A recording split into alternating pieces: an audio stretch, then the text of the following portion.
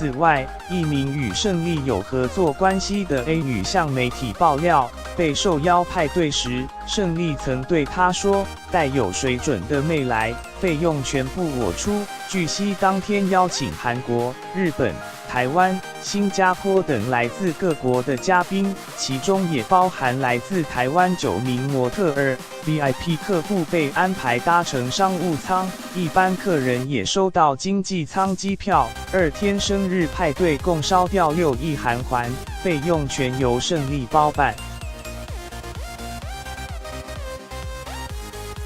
卷入吸毒案后，胜利为了证明清白，所27日晚间亲赴警局接受调查。毛发检查结果虽然是阴性，仍止不住网友的怒火。因此，胜利所属的经纪公司 YG 宣布，胜利这段期间将中断所有行程，原定3月9、10、17日的海外演唱会全数取消。为了配合警方调查进度，他将不会参与任何演艺行程。